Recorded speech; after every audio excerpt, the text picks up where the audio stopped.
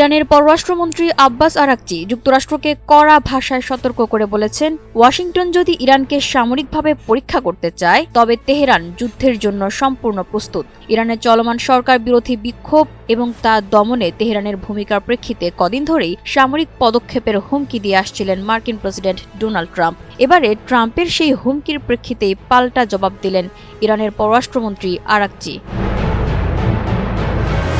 সোমবার Al Jazeera আরবিকে দেওয়া এক বিশেষ সাক্ষাৎকারে আরাকচি বলেন, চলমান অস্থিরতার মধ্যেও যুক্তরাষ্ট্রের সঙ্গে যোগাযোগের পথ খোলা রয়েছে। তবে একই সঙ্গে তিনি জোর দিয়ে জানান, ইরান সব ধরনের বিকল্পের জন্য প্রস্তুত এবং গত বছরের ইরান ইসরায়েল 12 দিনের যুদ্ধের তুলনায় দেশটির সামরিক প্রস্তুতি এখন অনেক বেশি ও বিস্তৃত।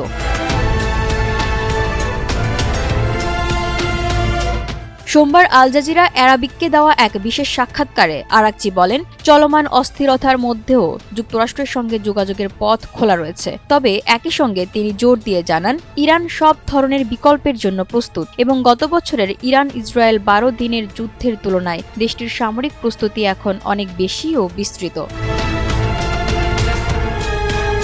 রোববার ট্রাম্প বলেছিলেন, ইরানে বিক্ষোভ দমনে সহিংসতার ঘটনায় তিনি কঠোর পদক্ষেপ নেওয়ার কথা ভাবছেন, যার মধ্যে সামরিক বিকল্পও রয়েছে।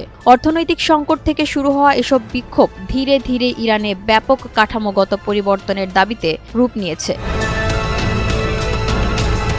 সম্প্রতি মার্কিন বাহিনীর অভিযানে ভেনেজুয়েলার প্রেসিডেন্ট নিকোলাস মাদুরোকে আটক করা ট্রাম্প জানান, ইরানের পারমাণবিক কর্মসূচি নিয়ে আলোচনার জন্য তেহরানের সঙ্গে একটি বৈঠকের প্রস্তুতি নেওয়া হচ্ছে। তবে তিনি সতর্ক করে বলেন, বৈঠকের আগেই যা ঘটছে তার কারণে আমাদের পদক্ষেপ নিতে হতে পারে। এর জবাবে আরাকচি বলেন, ওয়াশিংটন যদি সামরিক বিকল্প পরীক্ষা করতে চায়, যা তারা আগেও করেছে, তাহলে আমরা তার জন্য প্রস্তুত। তবে তিনি আশা প্রকাশ করেন, যুক্তরাষ্ট্র সংলাপের পথ বেছে নেবে এবং একই সঙ্গে সতর্ক করেন, কিছু পক্ষ ওয়াশিংটনকে ইসরায়েলের স্বার্থে যুদ্ধে জড়ানোর চেষ্টা করছে।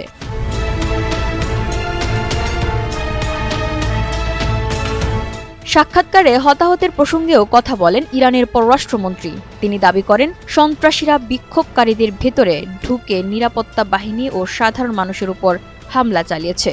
সাম্প্রতিক এই অস্থিরতার জন্য ইরান যুক্তরাষ্ট্র ও ইসরায়েলকে দায়ী করছে বলেও জানান তিনি। রাষ্ট্রীয় গণমাধ্যমের তথ্য অনুযায়ী সাম্প্রতিক সহিংসতায় 100 জনের বেশি নিরাপত্তা সদস্য নিহত হয়েছেন। তবে বিরোধী কর্মীদের দাবি, নিহতদের প্রকৃত সংখ্যা আরও বেশি এবং এর মধ্যে শত শত বিক্ষোভকারী রয়েছেন। এদিকে বৃহস্পতিবার থেকে ইন্টারনেট ব্ল্যাকআউটের কারণে ইরান থেকে তথ্য প্রবাহ মারাত্মকভাবে বাধাগ্রস্ত হয়েছে।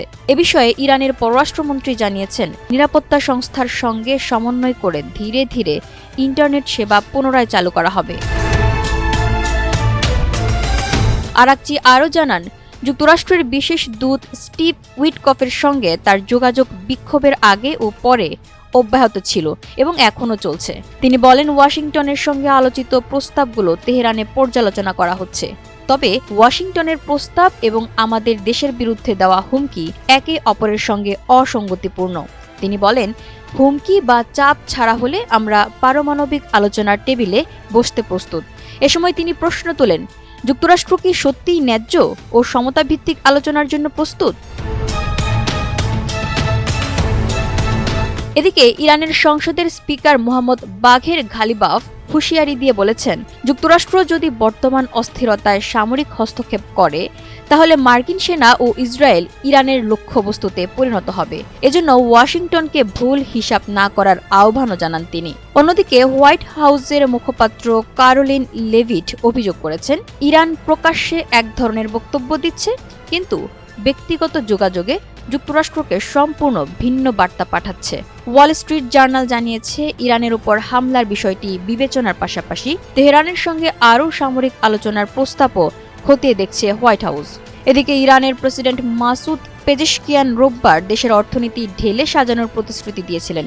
তবে এর পরেও বিক্ষোভ নিয়ন্ত্রণে আসেনি।